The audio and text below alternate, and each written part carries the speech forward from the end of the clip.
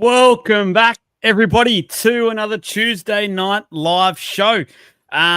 Look, do not be alarmed. Jake is missing. Let's just address the elephant in the room from the get-go. Plenty of rumors are swirling around about Jakey boy. Obviously, a lot of you met all of us on the weekend, including Jake. But do not believe the rumors. Buzz has not got this one right, unfortunately. I wish I could come on with a cool story, but he's literally just had some time off. Already had this one well booked in advance. So Jakey boy is out there. He'll be back next week. You got myself and you got Trav as well. Plenty to get into, but straight off the bat, as people jump on, Trav, how's things? We will dig into our magic round shortly, but just how's the come down from magic round going? I miss it already. I mean, I love my family. I love being home. And I love seeing my kids and my wife, but I bloody miss the footy.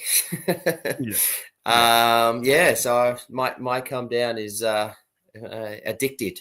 I'm addicted, and I miss it. I miss it already, and I want it back. No, Nick. Well, if we left him in Brisbane, that means he was closer to us. So I feel like we actually need a bit of a break from old Jakey boy. So we actually put him back on the plane. We made sure of it. So I got our week break from him, but we will be, as I said, he'll be back on with us from next Sunday for the review shows. Look, there is so much. Yeah, mate. I am. I don't know. I feel a bit flat. I think I honestly feel a little bit flat. But to be fair, that's just because of how good Magic Round was. We will get into it very shortly. But it was so fun. Like all weekend, our event, everything. Like it was just the best event. But I agree with you. I miss it already. And yeah, it was. Yes, we did just start. You got in just in time, Ellie. So fantastic to see you all. And we'll get, as I say, we'll get into a lot more shortly.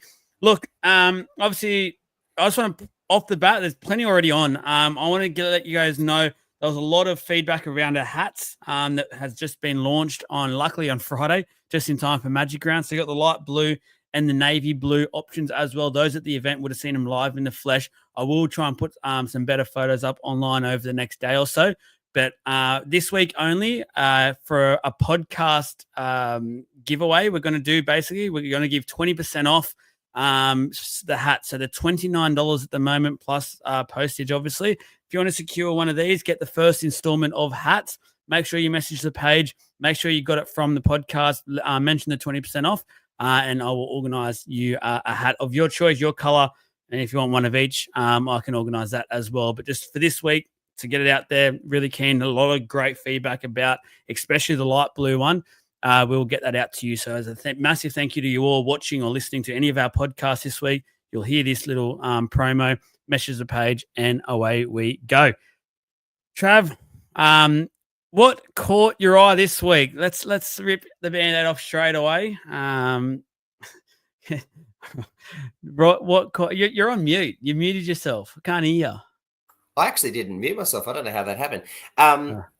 Surprised they make him in your head size, Nicholas. He does have a massive head, man. I agree. It's all the brain. It's all the rugby league brain that I've got up here. I just get rugby league. Like I said on the weekend, I get rugby league. I think it's the fat brain cells that are in there. Just it's making his head. Yes, Jason, we are getting to that very, very shortly, just after we obviously get through the what caught our eye segment. So, Trav, what caught your eye this week? I'm going to do a little bit of self-gloating here, but I went for a walk to go and get myself a jersey on Sunday. I waited all the way till Sunday to get me to spend some money on a jersey. And as I was walking around up Caxton Street, I bumped into the GOAT. Now, the GOAT, Dan Ganane. Hey. I bumped into him. And as I walked past him, the fella says to me, he goes, "Oh, Trav from League of Inches." And I went, "Yes." And there you go. He knew who we were. So just a little bit of what caught my eye. Mr. GOAT commentator himself knows who we are. So if he's watching right now, hello. I doubt it, but I think he didn't say he watches it live. He says that he told me that he listens to a lot of the podcasts. There are a lot of them out there, but he does it during the day and on his drives and things. And so, yeah, I thought that was kind of cool. That is cool. I didn't. How come you didn't tell me this story? I was with you all Well, weekend. I sent you the photo because I sent you the photo and you gave me nothing. So I was like, no, bugger it. I won't send it. I don't know. I don't know what I was doing. I was probably in the middle of a chat. I was probably trying to find our man, Jesse, who we'll have some stories on shortly. What caught my eye this week? It might open up a little bit of debate. It might open up some comments. Who knows? Let's see where we go. Just the reception Ezra Mam got when he appeared on the big screen for the Penrith v Broncos game. All those that were there would have actually seen or heard the reaction. It was quite telling. I didn't actually know what was going on until I heard the boos, and I'm looking around going, well, then there's no call. And I looked at the big screen and I noticed. And I thought, first of all, silly move to put him actually on the big screen to start with. But it might have been also, and I think back to it now, a nice test just to see how people are reacting. I'm not surprised at all. I reckon he will cop it all year. But it was just, quite eye-opening just to know, so that was probably the first time I think in public everyone's got to voice their thoughts towards Ezra, and I think they've got it loud and clear. So that was can I jump in quickly? Yeah. So I actually think them putting him on the big screen was an absolute disgrace. We all know what's going to happen. And it's a bit of it, like Nicholas just said then, it's a soft launch of Ezra Man back to the NRL. I get it. But they did it when they were down by like 20 odd. They were getting flogged. All the Broncos fans were pissed. And then they show him. And it was like, I don't think he deserves success as such, but he has done his time. And as to what the NRL have agreed upon as to what they think is appropriate. And I disagree with that. But you're not setting him up for success at all. That's a massive failure. And you could see him as soon as he got put on the screen and literally the whole stadium just flat out booed. You saw him go from having a smile on his face with the boys watching to he leant back, tried to hide. And I just thought that was piss weak by the NRL or whoever it is that decided to make that call because, that was ridiculous. Yeah, no, I agree. Just quick on with Steve. Good, thanks for the reminder. Just if you haven't caught the news yet, Preston obviously went to the judiciary tonight to try and get that basically downgrade so he was free to play. So it would have either been a 4-weeker or a 0-weeker, all good to go. He got the 4 weeks, so unfortunate for Dogs fans. I know already there are a lot of them on social media blowing up Deluxe, but they probably knew what the risk was. Not many this year have gone to the judiciary and actually won. So I think they just basically went knowing there was all in and then go from there. Jakey Boy's in. Jakey Boy is in. He's been found, everyone. He's okay. He's okay. But it was unfortunate for Preston. But again, you're going to go to people. One misconception I feel like a lot of people out there are making at the moment, they're seeing grade 1 and going, oh, that's not a 3 or now 4 week thing. No, it's not. It's the fact he's got priors. He's had now 3 offences in a short period of time. So it all adds up with how way we do things, obviously, here. Whether you agree with that, that's probably a discussion for another day. We can debate that till the cows come home. Probably not the time or place for that one. Let's get into just our Magic Round recap, Trav. There was so much that has happened over this weekend, and I don't know how many of you in the comments did actually go. If you did, let us know. Add some comments in. Let us know if you met us, if you went to the games, if you went to either the games or you went to our Magic Round event. Let us know. Plenty of great feedback so far. It was quite funny on Sunday night. We sort of had a few of us got together after it. Most of the podcast boys, to be honest, sort of had a little bit of a moment to reflect and just say how cool it was to go through that whole event and not to sort of. We're always think of ourselves, and we'll always think of ourselves as a small fish in a massive ocean, basically, which is what this content podcasting world is. But it was really nice to see the amount of people that actually recognized us. Obviously, I've been in Magic in the last 2 or 3 years, and I haven't been noticed once. Actually, once last year. This year was crazy, and the awesome thing was that everyone came up to us, was so happy to talk general footy. No dickheads, that sort of thing. Like everyone was so good, gave great positive feedback, loved what they were hearing, which was awesome for us to know we're on the right path in a way. So that was awesome. And then obviously shout out to the Velveteen Rabbit who put on our first ever event on the Saturday morning. That's a huge box that we've now ticked that has just made us, I guess, itch now, Trav, to do a lot more of them because we've got a lot of great feedback from the people that attended to that as well. And it was a great venue for it, to be fair. Like, I don't think many people out there still know about it. It's right next to the Caxton. Do not go into the queues that the Caxton has. Literally just walk straight in, go down the rabbit hole, and there's this awesome little bar, good music, great hosts, things like that. It's an awesome place, and I'm very happy. And the food as well was delightful. So for me, to start off with, we'll get to a bit of fun shortly, but that's my early thoughts about my Magic Round recap. Trav? Yeah, so that was my first Magic Round. It wasn't what I was expecting. I sort of thought I actually turned up probably a bit oblivious, maybe even naive for what I was expecting or what actually happened. Yeah, like there was a few times where I hopped up out of the seat, go to get a drink, go to get some food, and and a lot of the time I would do that. It was, oh, g'day, you're Trav from League of Inches, and you'd have a quick chat. I just didn't expect that. Like as you said, like I do believe that we are that small fish in a big pond, and or ocean, as you've said, and you know, I do these things and these podcasts and things without a notion of how many people actually do listen to it. And whilst I can get the stats and do all those things, I still think that not many people actually listen to us. It's just a bit mind blowing to try and think about that and have that sort of thought pattern.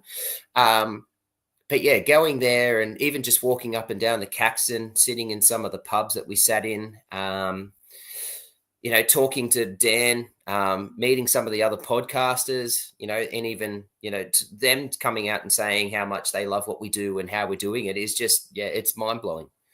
It's not what I was expecting. I also, and then on the other side of that, away from the podcasting side of stuff, I wasn't expecting the event to be so interesting, such a party vibe.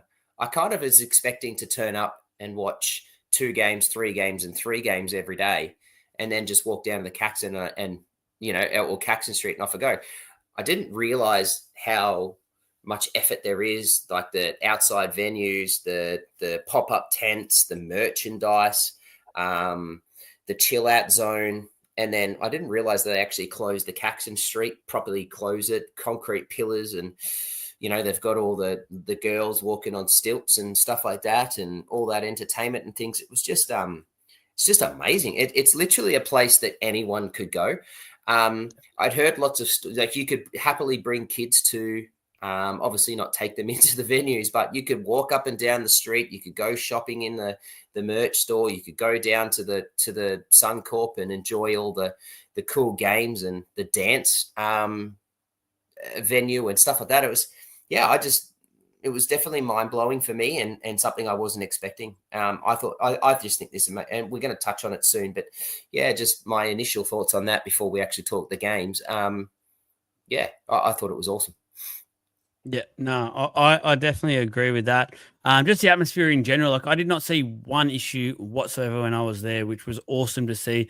Everyone's in a great mood. The kind of atmosphere, like you sort of were pointing towards there, it was just all around. And I just will tell everyone now, literally, if you haven't yet, make sure it's on your bucket list. Save up for it now and get there for next year because it's so fun. It is, and make sure, like, to be honest, even the women's game, I was spewing I didn't get to it, but I'll be making sure next year I make sure I get to that game as well because that quality is going up and up. And congratulations to the Blues on winning game 1 in that series as well. A bit of a funny story for you all. If you were there, you've obviously met Jesse now. Let's say he's a little bit short in stature, but he makes up for it with his massive personality. So it absolutely is. And hang on a second, I got some live breaking news here. NRL breaking: NRL and WA lock-in deal for Perth Bears to become NRL's 18th team. Now that's on Code Sports. So I don't know if that's been actually a release statement from the NRL or something like that. Not too sure, but just going off a headline notification I literally just got from Code Sports. That seems to be all locked into place. So if there isn't an official thing, I'm expecting one from the NRL very, very soon. But just, yeah, that was straight off the bat, live podcasting, how good. But yeah, I felt like Jesse's one of a kind. And I want us to, in the comments, to come up with a nickname for him because Dad said we went there with him for 3 days. I reckon we watched about 3 games of football with him in total out of 8. He honestly, If that, he's a wanderer. He's the wanderer by true definition. And there was times where he would get up and go, "I'm going to the toilet." Half an hour later, we're messaging him. Now we're down near. If you're at the ground and you see it, the Bundaberg sort of tent thing that was in the corner, he would then tell us half an hour later he's up the right at the top. I think it was 7:03 or something. He's up there, up in the bleachers. He honestly did about 20,000 laps of that stadium throughout the weekend, and I think he probably said hello to most people at that ground at some point. So great for us. Fantastic. He's a great salesman. Got us out there for sure. But honestly, he is terrible mate to go to the footy with. He's a terrible mate. Yeah. Terrible mate to go to the football with if you want someone to sit there and chat. And the other thing was, he went there on the Friday with a Roosters jersey on. He actually wore the Roosters jersey all weekend, basically. But everyone knows by now how much into the Supercoach stuff he is. He's absolutely loves his Supercoach. He got up and cheered the Farnworth try in a Roosters kit purely because he had him in his Supercoach. That just speaks Jesse. That is Jesse. And we're just sitting there and everyone's looking at him going, "What are you going on? What are you doing?" The peddler wandering around selling the dream. We're going to come up with something. And then tomorrow night on our Supercoach pod, Me and Travel only mention him by that name. So, but anyway, it was so fun again. Thank you to everyone out there. Great event. Already that pumped for next week. Let's get into some talking points. Let's talk some footy. Let's go our power up segment. Thanks to Vital Man Supplements. Oh, he's on as well. He's the on. The yarn. That's brilliant. So use code word inches for 10% off. Plus, you give back to the page as well. So if you are wanting some of those supplements, some of those good for your health, gut, stuff like that, please go on to Vital Man. It's actually Michael Witt's business as well. So the footy fans out there know Michael Witt. Did an interview with us at the start of the year. Great guy. Does generally want to help out the page as well. So if you can get on there, help support him, support us. There'll be plenty more things we can do in the future with Michael and obviously Vital Man as well. And it's a tremendous drink. Tastes great. It's doing wonders for your health at the same time. But let's talk the Storm versus Raiders, the ending. Obviously, majority of the weekend, there is one more thing we will touch on after this talking point. I feel like the officiating was pretty decent. I'll put it out there and say it felt like the bunker went away from the game, which was what everyone was begging for. And the referees got to basically control things and almost at every game flow, which I thought was fantastic to see and exactly what we're crying out for.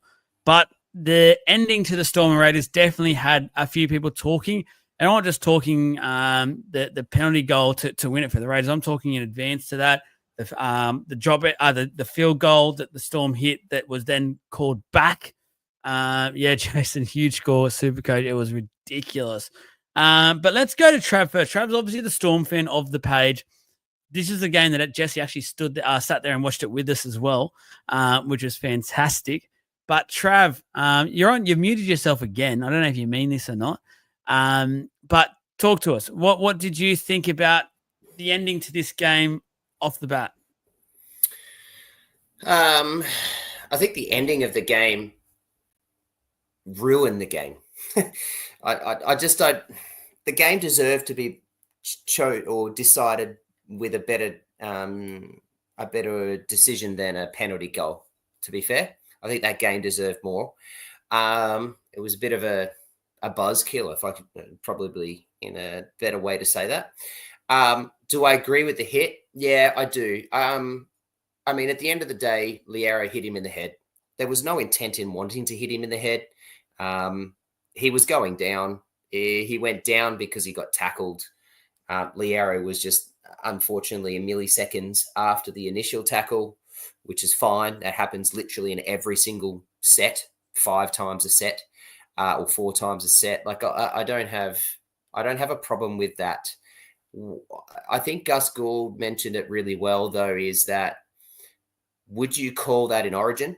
Would that be a high tackle in Origin? And the answer to that is, I think we're about to find out in 3 weeks, but I don't think they do. Do they call that in the finals? I don't think they do. And this is the problem, right? So is that now we've got a game decided on something that we don't think they're going to consistently call all year. So I've probably got a problem. I've got an issue with that. And so for me, I'm sitting here thinking, all right, well, you're going to call that now, and I'm okay with it. You better want to call every single time. Now, that's it. Simple as that. And over the weekend, we know that didn't happen. So, yeah. So my initial thoughts on that is that. That's the question initially, but there's a couple other things I'd like to talk about, but that we'll get into, Joel. But yeah, if that's my answer for that. Yeah, no, it was exciting. Like, to be fair, from a neutral point of view, it was exciting. It was an exciting finish. I wanted to mention, obviously, the Kyle Weeks try, which was absolutely phenomenal. One of the tries of the year, I reckon, in terms of the timing of it as well, and just the skill. It was literally pouring his rain as well at the time. It was insane, the whole thing. So just to do that, I thought was awesome. Obviously, I'm not a fan of either team, so I was able to sit back and enjoy. I think Liero had a bit of an average sort of game. I know there was several times, not even at the end there, but throughout the game where Trav, you mentioned his name a few times, and not in a great kind of thing as well. Yeah, Jesse's right. Silva was on fire. There was a couple of really good. It was a great game of football, to be honest with you. It was a great way to end Magic Round. I feel like the crowd all stayed around and they thoroughly enjoyed a fantastic game. Some might argue the finish ruined it in terms of a spectacle and it wasn't fair, but like it is the rule. As unfortunate as it is, I guess it is the rule. If hit him high, it is a penalty. We've caught it in the past. We do want these sort of decisions to be made, whether it's an Origin game, whether it's to win the game, whatever it is, we would like it. But the key word here is consistency, and that's what we want, I guess, moving forward. I know there's one thing you want to talk about, Trav, and I'll lead you into it so it doesn't look like you're trying to pick at something. But something we did speak about off air, which does make a lot of sense, is let's say the Liero one, for instance, before we went to extra time and the Storm got the field goal, then we just like at the ground, it was puzzling. It felt like we stood around for 5 minutes, not knowing at all what was going on. Just the fact that the referee almost ran to the halfway line to get the game started, then came back, didn't say a word to anyone. He just did it by himself. And then everyone's sort of sitting around just watching him, which was, again, puzzling in itself. And then we ended up calling a foul play, which it was. It was an elbow to the head, which we don't want to condone and we don't support at all. We don't want to see it. But it opens a can of worms to say, is this going to happen more often than not? Because I said it to Trav as well before. It sounds like he's whinging. If we're going to do this, then I guarantee every sort of field goal that's ever hit in the game, especially to win the game, if it's like if it hit, are we going to start looking at all the blockers? Are we going to start looking at every time a field goal's hit and the players are chasing that are offside? Are we going to bring it back and let that team that was kicking the field goal and they miss it, the penalty because there was players offside? That's the can of worms that this now opens, which I feel like, yes, granted, it was the right decision in the end, but I just, again, the consistency of it. And are we going to become that game that is so like VAR, basically, like the soccer VAR? So we're talking about 5 minutes to go. I think 5 minutes to go. Yeah, it would have Liero's the fifth tackle. Fourth tackle. Liero goes down, gets tackled right in front by Starling, goes down. Starling, as James sort of mentioned just above, held on pretty tightly, kept pulling him down. Liero's then come through to try and sort of push him away, hit him with an elbow. I think it was a pretty soft elbow, to be fair, and I think he had every right to bloody do it. But then plays the ball, gets it to Pappenhausen. Pappy kicks the extra point, and literally the whole game moves on to the next play for the kickoff. The Storm go and set themselves up. The Raiders set the line, and we're all just waiting for the ref to come up. Now, as you said, the ref then goes to halfway. Then the ref then turns back and goes back and stands at about the 30 and starts having a chat. And we're all sitting here going, what's going on? Why are we not set up again? Like, we've got 5 minutes to go. Let's, and we're wondering what the hell's happening. Then we find out that the bunkers made a ruling and has gone through and said, no, it's a penalty, elbow, blah, blah, blah, blah. Now, I guess my question that I'd like to ask to the fans is, or to the listeners is, I need some clarity around this rule because I was of the assumption that the bunker can only rule on tries. I wasn't on the assumption that they can rule on any score. So this extra point says to me that shouldn't actually, from as far as my understanding of the rules, is that shouldn't have even been able to be bunker-fied. I like what I just did there, bunker-fied. So I don't understand how that was even a possibility. If the ref hasn't called it at the time, if the ref hasn't called it at the time, play. But the bunker can, but the bunker can't. Well, there's two things here. Then the bunkers, we were told by Abdo that the bunker can only rule on what they think is going to be a send off. So that's not a send off. So how are they ruling on it? And then how? And then I was in the assumption that they can only rule on. So they can only rule on foul play if it's going to be a send off. They can't rule on foul play. They have no say on it because Abdo's no. Abdo said specifically, we will not, that the bunker will not go back and review anything unless it's to be a send off. It won't be about sin bins anymore, which is what we learned on the weekend. So I don't get it. But also the other side of that is, and what I'm questioning is the rule around that. Why are they even reviewing that? They shouldn't be reviewing that because I thought the rule was they can only review, they don't review all scores. They only review tries. And so then that leads into what you're saying, Joel, is that if they're going to do that now, and if that's the rule, they need to come out and say, because I'm under the understanding, and I watch this every day, all day, every day, and I read the rules and everything. And I have missed that. So maybe we need some clarity around that, but also they better want to do that every single time because that's a joke.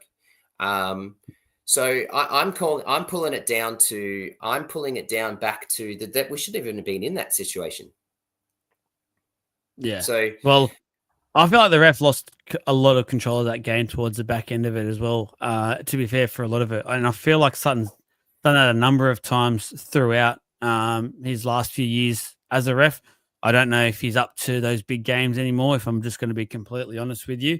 But at the same time, I want to go back a little bit and say, I listened to a podcast yesterday with the Daily Telegraph boys and stuff, and they did mention the fact that Stefano did put his hand up, and so did Liero, and both say their discipline was pretty shit, to be honest. And they weren't happy with themselves. They did admit it was foul play, but it just, again, it opens up that can of worms of when they are going to use it. We just hope that this is the standard in a way where they'll just then continue, because you'd hate to see this cost a team 2 points, whether you like the Storm or not. But then next week we see it and it's not called. That will just be stupid. So I'm just looking here, and the comment from Abdo, and to touch base on it, they can't rule on foul play. They cannot intervene on foul play unless it's going to be a sin bin. That is what he said. Well, it ends up a sin bin. Sorry, not a sin bin. Sorry, a send off. I said that wrong. It has to be a send off. So they will not go back in time and call anything, and they will not play, and they will not intervene unless it is a send off. So they can't do that. So I don't understand. James, I think you're spot on. I think what we've seen the last couple of years is a lot of grub get in. And I don't think we'll ever get back to it because they've tried to stand out of the game, which have succeeded pretty much. But what they've done by basically taking the punch out, and we're not wanting to see punches and condone that violence, I guess, not become the USC, is that grub sort of come into the game, and it pushes people over the edge. And heat of the moment, like it was on Sunday night, two big teams who are right in the thick of things, in my opinion, for the premiership. I actually think the Raiders are right up there, to be honest with you. Going at it, the weather, the crowd, the atmosphere, the event, it all sort of bubbled up, and all it took was a couple of niggles by both sets of camp. Like no team was perfect in this all game, and then just went over. Where it feels like, in a way, if you just let, let's say you just let Papali'i and Liera go at it, or Stefano, whoever it wanted to be, would that just get it over and done with? We came up with a couple of jokey sort of things on the Sunday night. It was a fun chat. We've got some things we'll probably allow you guys to listen. Maybe towards some point of this show, Trev, we'll go through some of those little things we came up with, because I've got a rule that will revolutionize the game moving forward. I think I'm going to put my name to it. It's called the red light, green light rule, which I think will transform it. I know Jake's wanted to just do the old fashioned hockey stink, where you literally just let him go to the side, get into it, come back in, and away you go. But we'll see what happens. This sort of moves us over as well to, I guess, the Bailey Simonson penalty on Friday night. The Eels, funny enough, it's the Storm and the Eels we're talking about. But I am still just so puzzled at this decision and what actually happened and how they came up with this call. Because in my opinion, no matter what way you look at this, they have got this one completely wrong. Because if it was a penalty, it's a penalty try, which it wasn't. I don't think it was a penalty at all. So it wasn't a penalty try. And then I just, how did they even come up with the penalty? It was just literally an old fashioned high ball contest where Simonson got out leaped by Mulatalo. And unfortunately, Mulatalo on the way down lost the ball. And that was all she sort of wrote. I'm still just cannot believe and cannot understand, Trav, how they came up with this decision, which I just still feel like is so blatantly wrong. Yeah, so I think there's a series of puzzling calls across the whole weekend that I'm sitting here going, what the hell's happened? I don't think the officiating was all that much better. I think the officiating was still poor.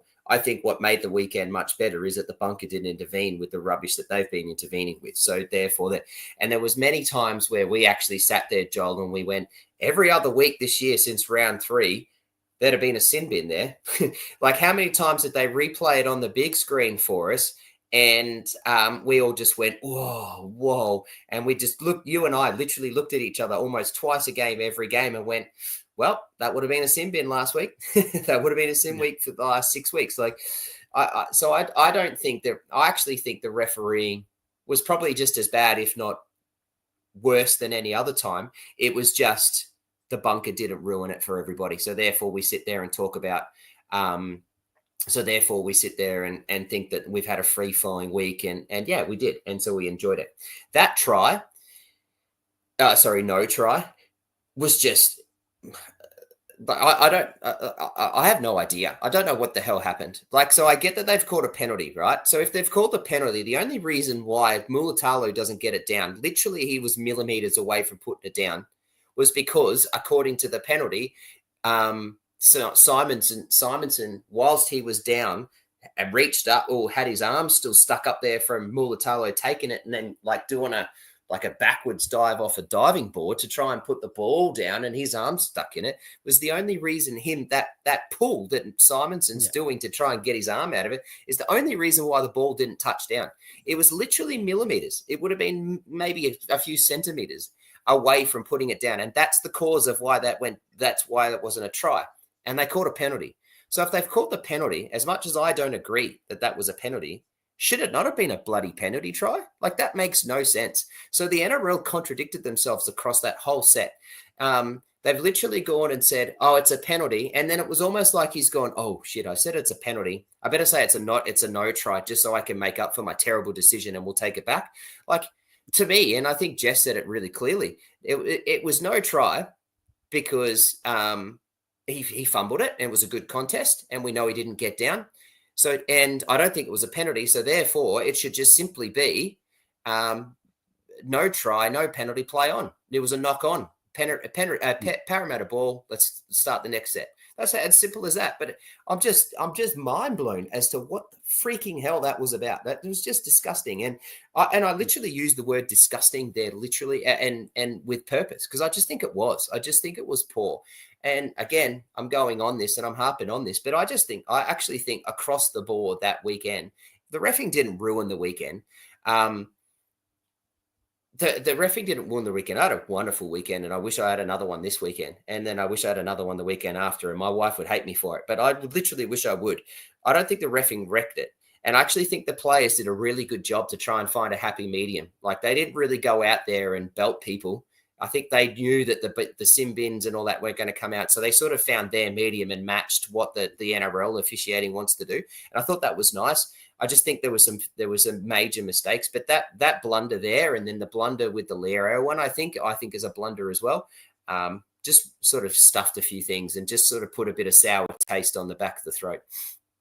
Yeah. And like Chris, for instance, Sharks fan, agreeing with everything. So I love that. Scotty, I'm not sure what you're talking about, who you had to switch over or whatever, but let us know what's crazy. What is the opinions that are getting crazy in your opinion? We will answer anything. If you think we are out of line, if it's they're directed at us, let us know. I'll answer whatever you like. Oh.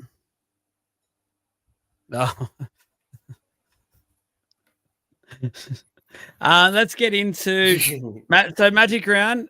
Yeah, Scotty, I've been good, mate. I've Better been the good. We devil are you know. missing one. Normally we've got 3 on tonight, but Jakey boy is just a bit been hit hard by Magic Round. So, but He's a I bit have soft. been good, Scott. Thank you very much. Hope you've been listening to our Para, which is the one that Para podcast I do.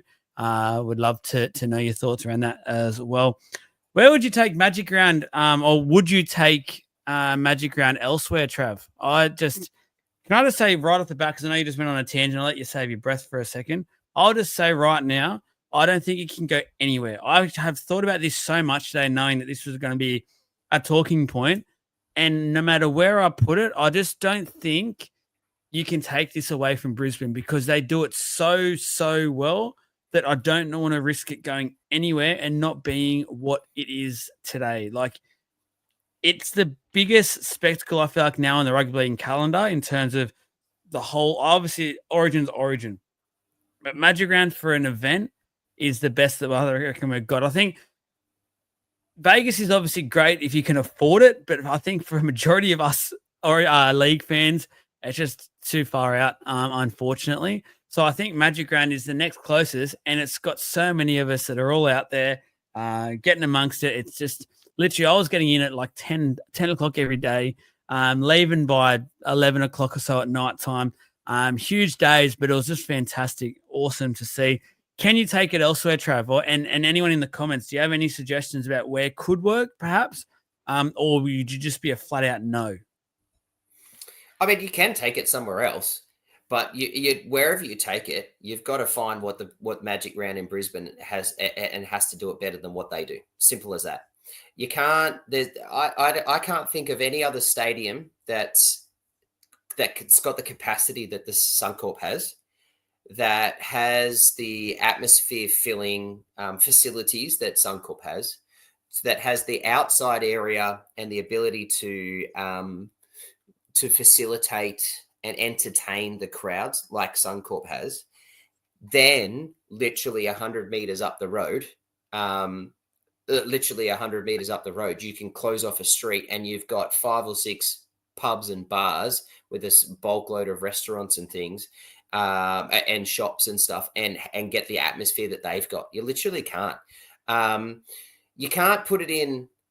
You can't, like, you have to have it within the major 3 states. It has to be within Queensland, New South Wales, or Victoria, because they're very easy for the 3 states to fly in and out of. And South Australia and Northern Territory can come across, and New Zealand can come across, which the Wars fans freaking did. They were everywhere, and it was amazing. You couldn't put it in Perth, and you'd struggle to put it because it's too far away. So now you're stopping almost the whole eastern side of Australia to go, and you couldn't, and no one from New Zealand. Well, probably New Zealand would go anywhere. I reckon they're that awesome, but they probably would limit that. So you can't do that. So I think Magic Round in Brisbane's a no-brainer. Like, literally, it's a no-brainer. It has to stay there. It can't go anywhere else. It literally needs to be the way it is. It can only improve. I've got some fears because I heard Chris Foley yesterday talk around that there's some big renovations to happen Suncorp. to Suncorp, and to have that done by the Olympics, which is great. But what that ends up doing means it's going to have to find another venue, which becomes a problem. But yeah, we'll see how that comes and how that path goes. But yeah, like, it has to be just in Brisbane. It's as simple as that. It's a no-brainer. Everything that they can do, accommodation-wise, travel-wise, like there was that many people around, and yet, you know, you could go to the taxi and Uber line and you wouldn't wait. There was no wait in line, other than getting into the Caxton, which you avoid like the plague after the day's done. Go everywhere else. It's just as fun. There's no lines.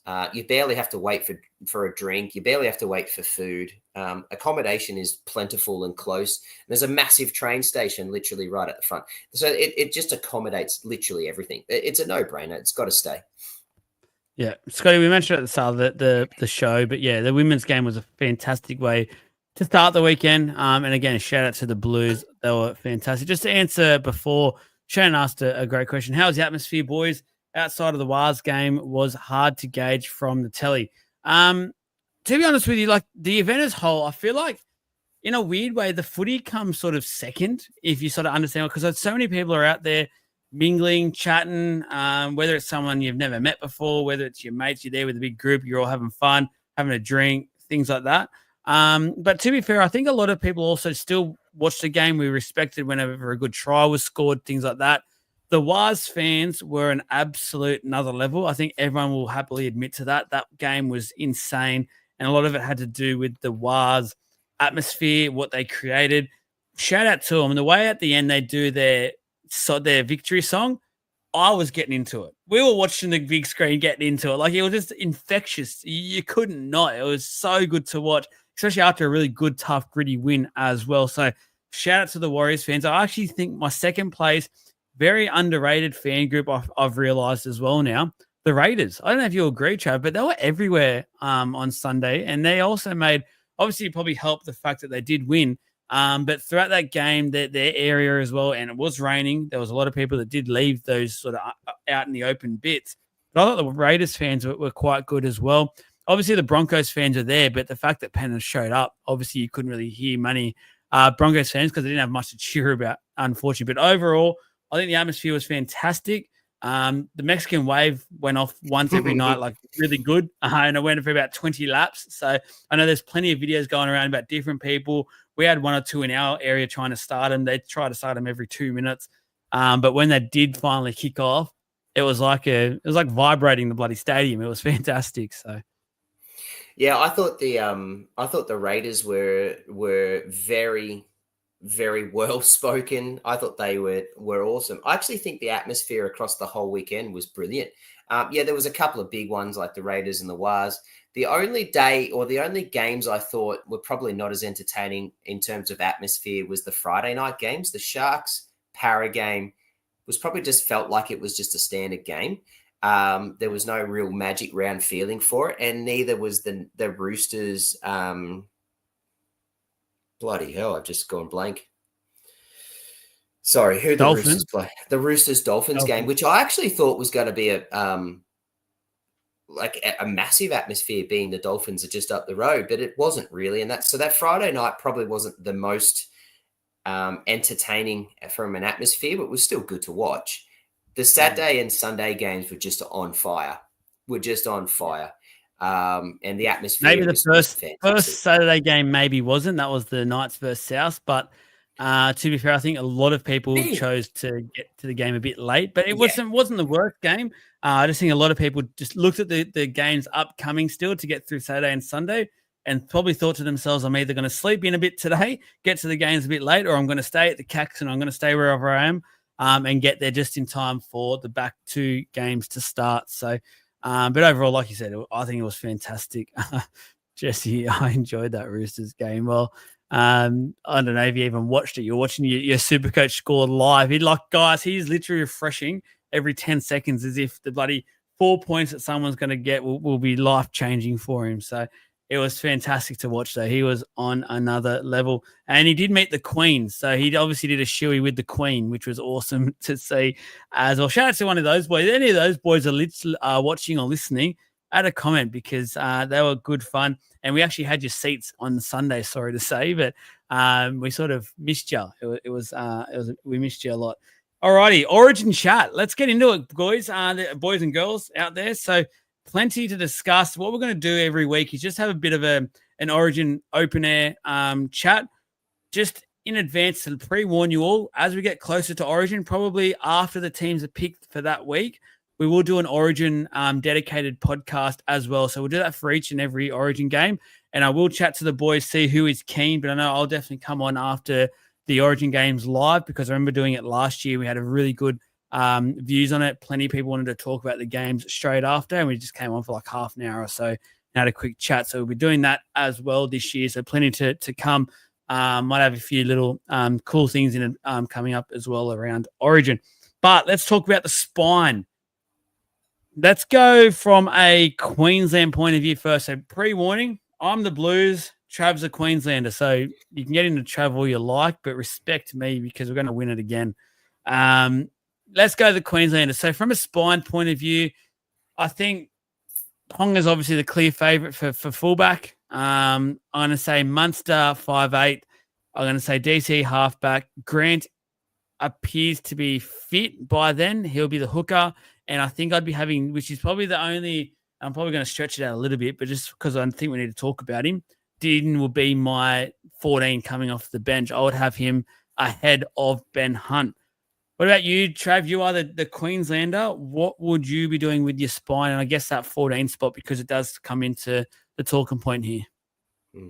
First of all, James, yes, Jake does miss out on his picks. We give him whoever anyone announces. And so for the draft, that's who James gets. Jake gets. In terms of the Origin pick, I've got Ponga at 1. I've got Munster at 6.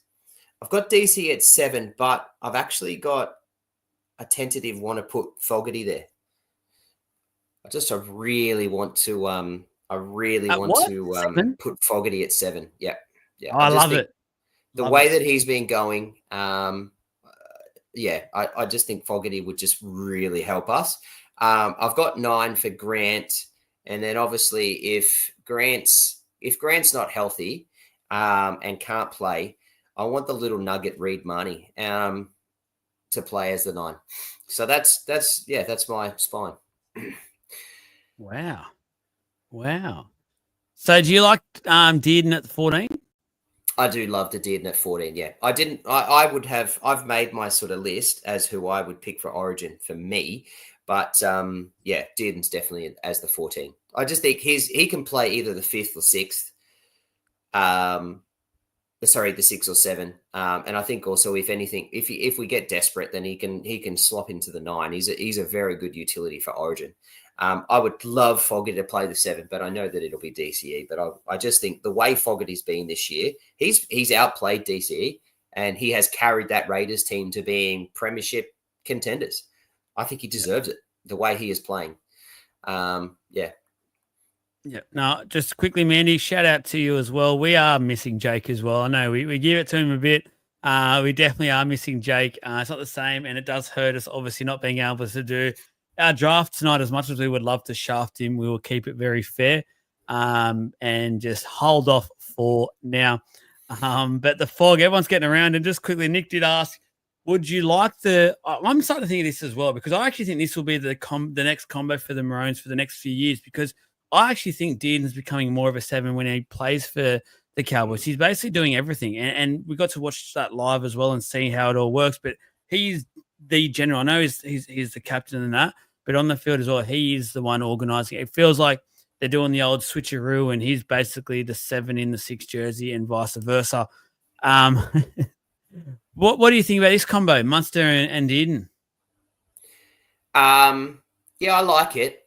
And I reckon that combo will end up being a game. Will be a part of the game at some point in each game. I wouldn't start with it. So I wouldn't start with it. I like Dearden off the bench with what I've got. I prefer to have DC and Fogarty just because of their experience, their Origin.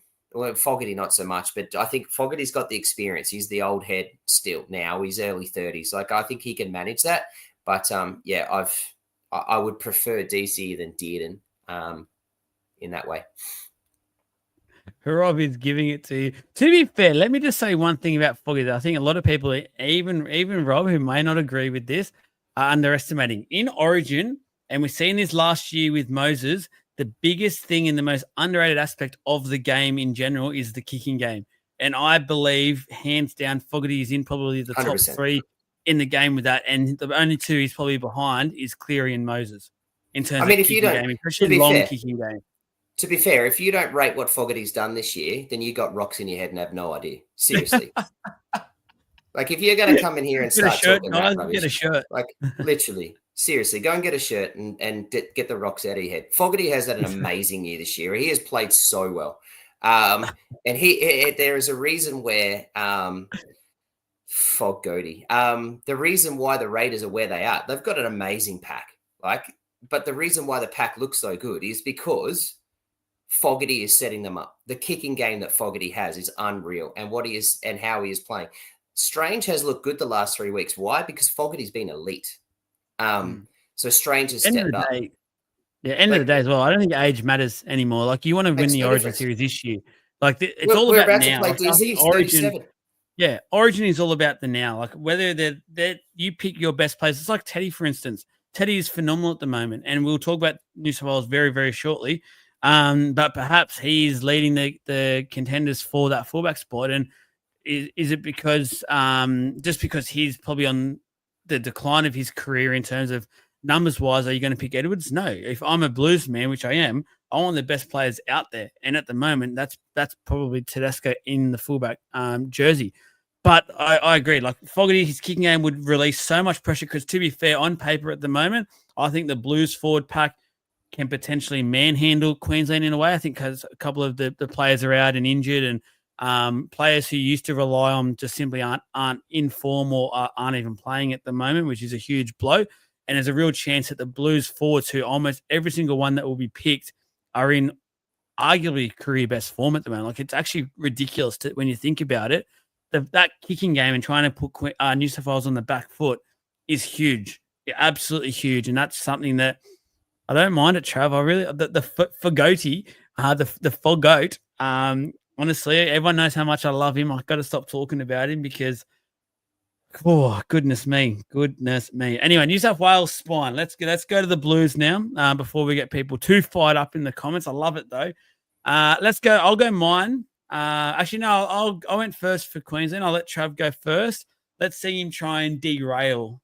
We all know Queenslanders love to do this. Go your spine, Trav. Okay, so I've got number one. I've got Teddy. I'm going on form, and Teddy's been immense this year. So Teddy 1. I've got 6 with the Moses, 7 Cleary, 9 Robson, but I'm really tempted to try and take out Robson and put Wade Egan. And I think Wade Egan's been enormous this year and has been the catalyst to why the Wars have been so good. I don't think Robson's been all that good. I think he's had one elite game this year and then been okay.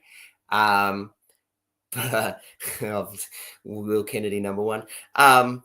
Please, Jesse, I hope you do. But yeah, I actually think Egan's far outplayed Robson this year, and I think Egan's style would fit Origin really nicely. I think he'd just be a really safe Origin guy for this team. I think he would set up your pack. The New South Wales pack is freaking loaded, and I think he's perfect for you. So I think they will go Robson because obviously he was there last year. But I like the Wade Egan pick, and he's come out of nowhere. Oh, Rob, if you're up here, we've got to organise a bit of a catch up. This is absolute quality. Where were you on the weekend for our event? We could have loved a nice live debate. Sitting on his couch with rocks in his head, having no idea what he's talking about. Oh, this is a rivalry like no other that's forming in front of all of our eyes at the moment. How good. For me, I will be going. If I was picking this team right now, I would have James Tedesco at fullback. I just think his form is unbelievable, and it's now 2 years in a row where he's just been. You could almost argue head and shoulders above any fullback in the competition. He's been that good, and I've just got to pick on form. I know Edwards was pretty good on the weekend, and then 2 weeks ago when they had their other win, he was pretty good. But overall for the year, I cannot go past James Tedesco. My 5'8" will be Mitch Moses paired with Nathan Cleary. There's just no doubt in my mind, and anyone that's questioning if that will work has rocks in their head. It's two of the best players in the game, two of them, and that kicking game, the game management. I cannot believe what they're doing. No, I don't own Teddy and Supercoach. That's another reason why I would have him in my Origin team. Just to screw over people like Jesse, who would absolutely hate that. And for my hooker, I'd actually have Robson. I think he's found form over the last month or so, and he did the job last year. Thankfully, he has found form because about a month ago, I was calling for him to be gone. but he has turned it around. Luckily, it's the same as his club team, the Cowboys. The interesting spot there would be the 14. At the moment, I have got Connor Watson. Yeah.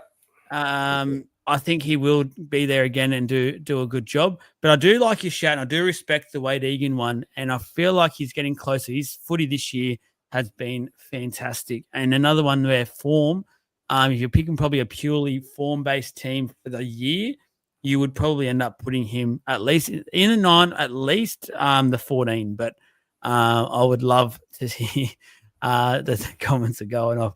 Don't talk about honeybees, please, because Jakey boy was just honestly everything happening. We did not go anywhere near it. I'll tell you one thing: Kittens, their advertisement was great. They were throwing footies around.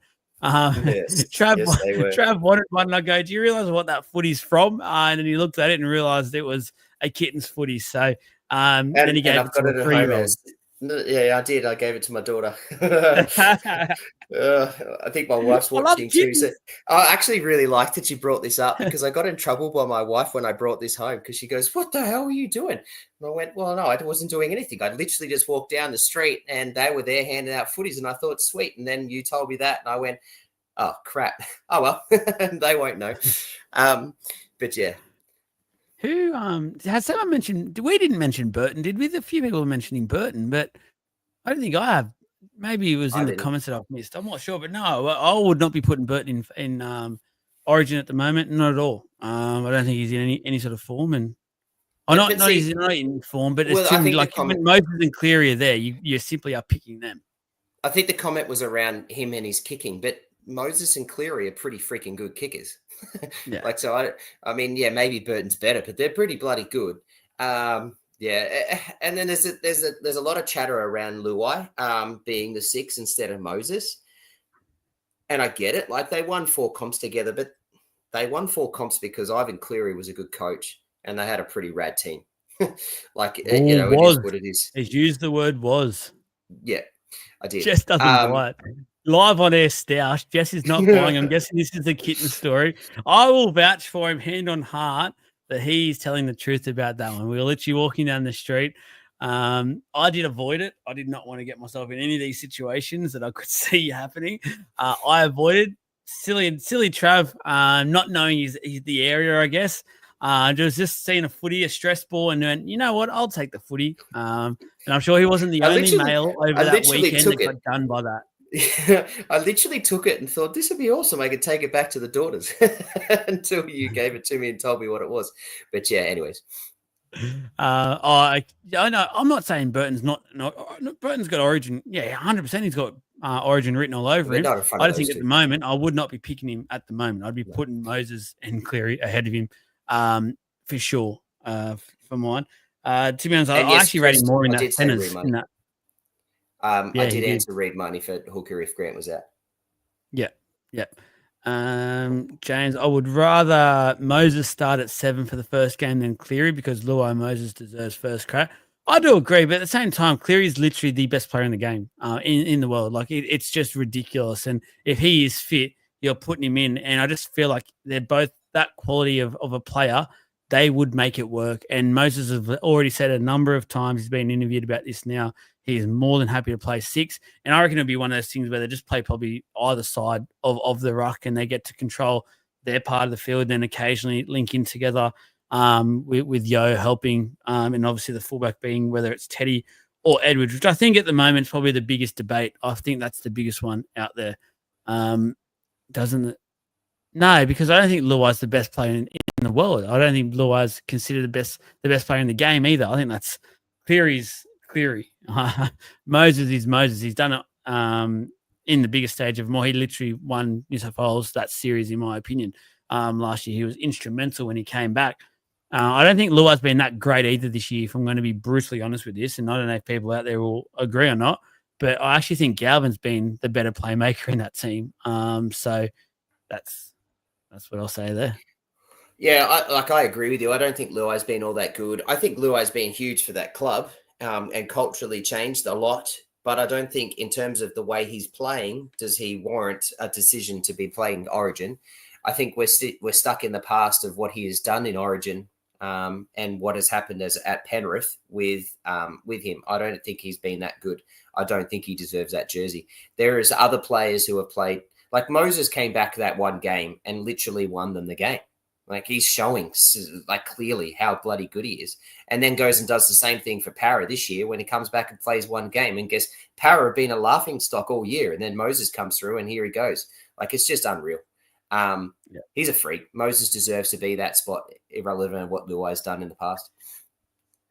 He heard it here first. I want to see Luai. Strange at 6 this year, depending if we go to a cider or not. Trav doesn't because he's currently got him in his Supercoach team, so I don't think Trav wants to see that. That's his little buy round coverage little play. So we will see. Let's talk. They're in the media at the moment, and probably the most have been in the media their whole existence. The Titans, Des Hasler put the stat up this morning, the post around the stats and the numbers don't lie. Has not been pretty. I think it's about a 30%. I'll get the exact number so we can talk exact figures. But yeah, 30.5% win rate. So he's played 30. He's coached 36 games for the Titans, 11 wins, 25 losses. The Titans NRL record as a whole, which I thought was pretty convenient with this argument as well, 36.5%. So to be fair, it hasn't been a fantastic start to NRL life, I guess, and they've been around now, I think, 20 years or so, the Titans, longer. So it just hasn't been a happy start, and there's, I don't know, the club as a whole, but where do we go here? Because obviously there's the David Peter thing. He's gone. They said he's safe, so he's gone 100%. See you later. He's gone. He'll be gone within the next 2 weeks. Just don't forget either, when they changed their last coach, no one knew a single thing about it. Nothing was even mentioned.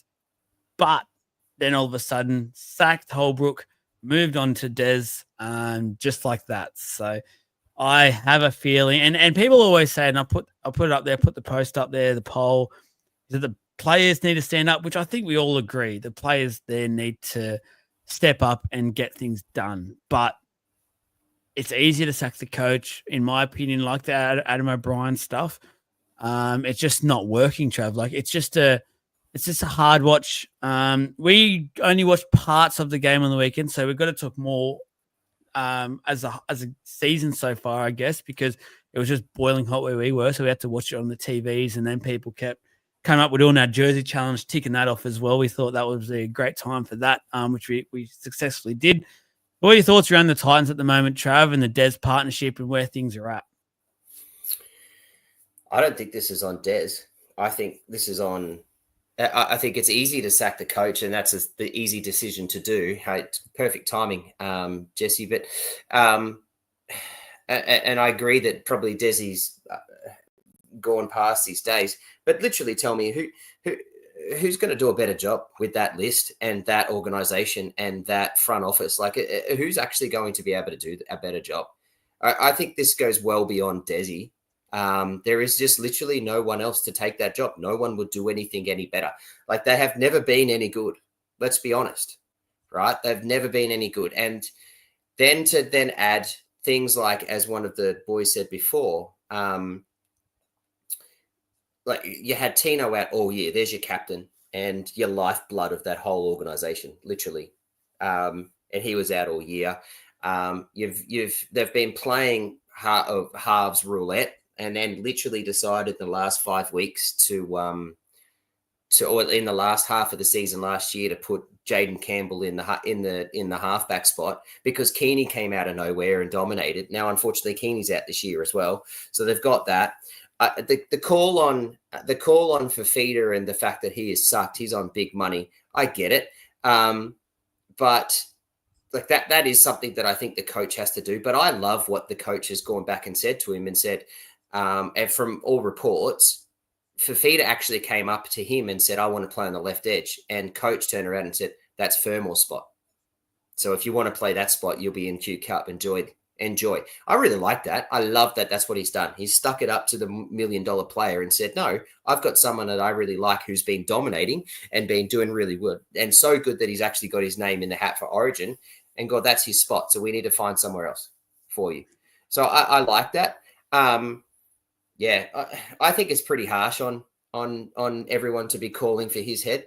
I really do. I think it is. I don't think this is on him. I think this is on a few things, like you said, on the players. But I think that goes well beyond and well past him. Their recruitment has been poor. They've also got injuries.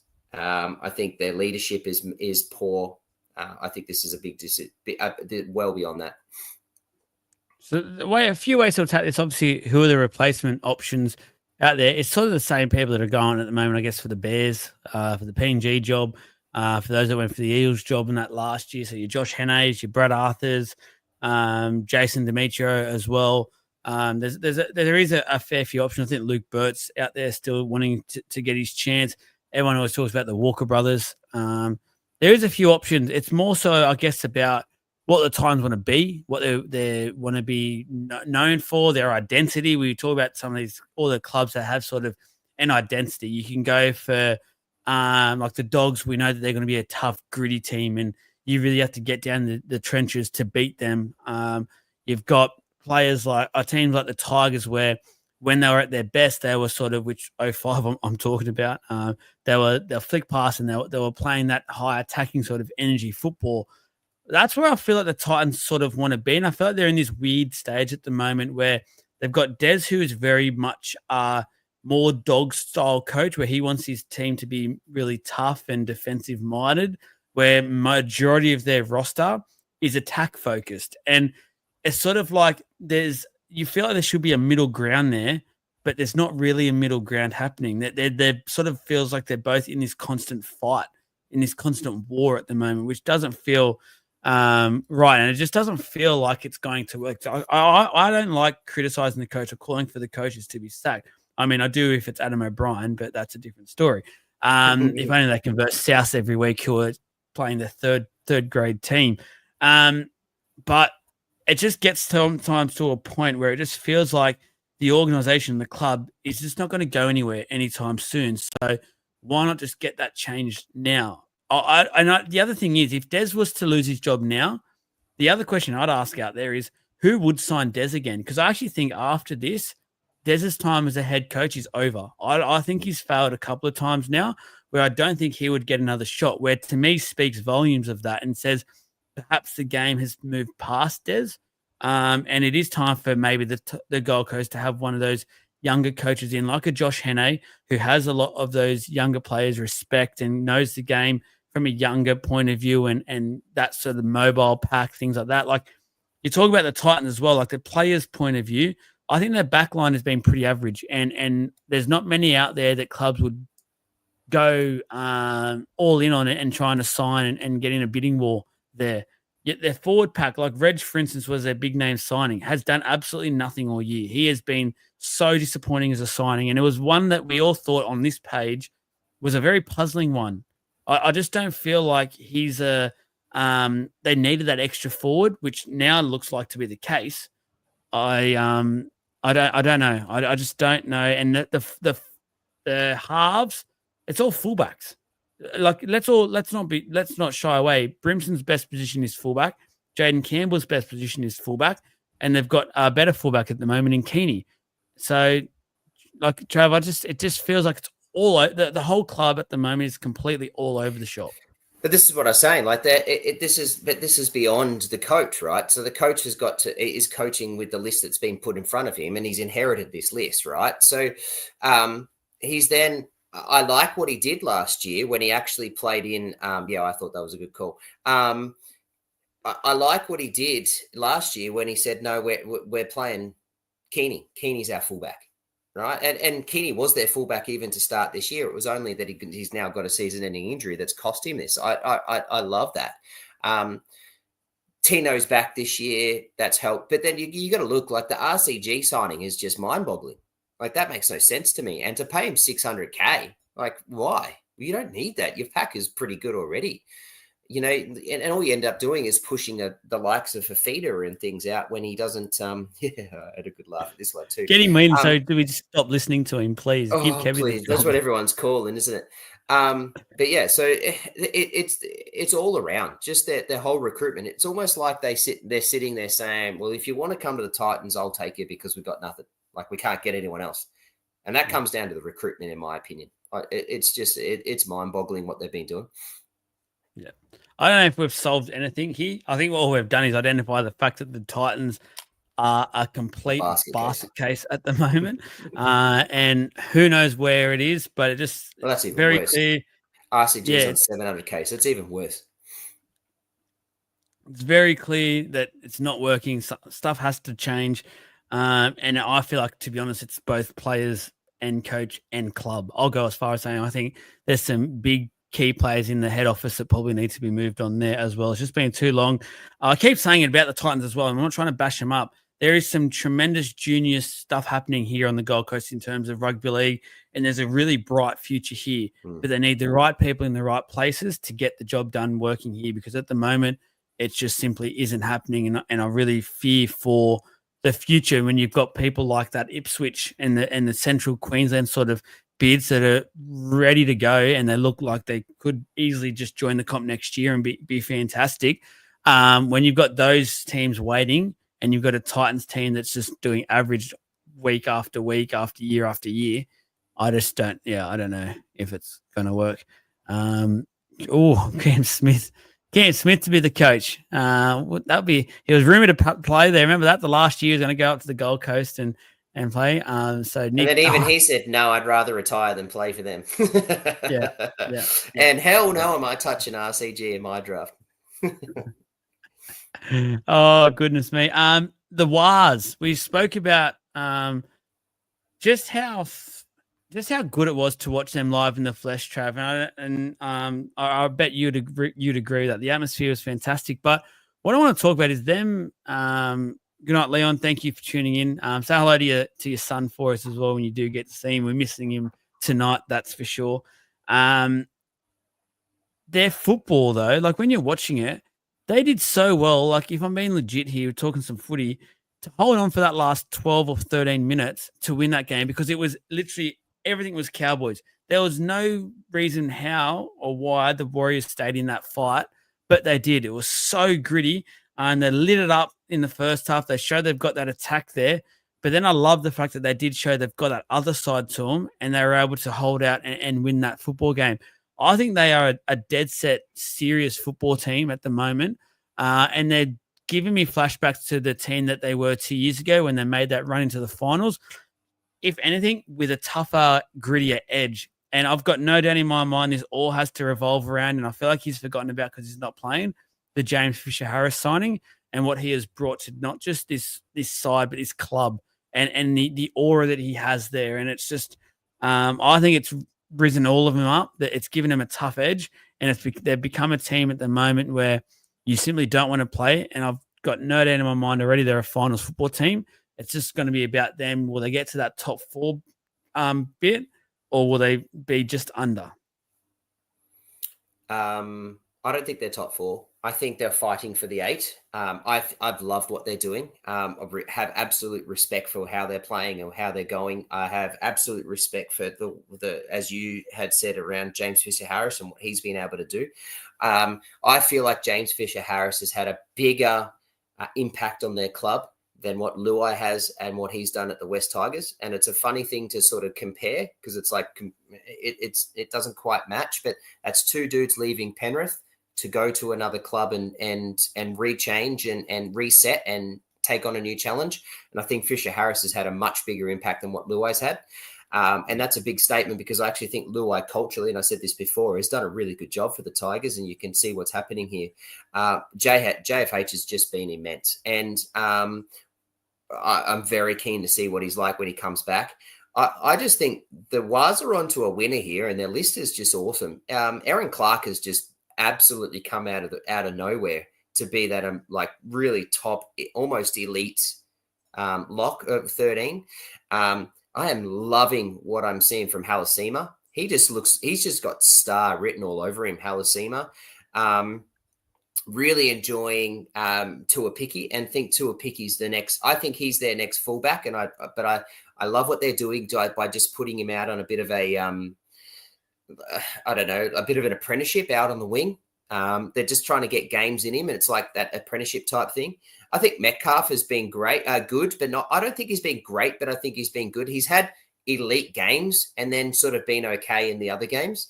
I really love the combination of him and CHT, Harris Tavita. I think that's a really nice combination, but they work really well as two running workhorse halves because I on the back of Wade Egan being amazing.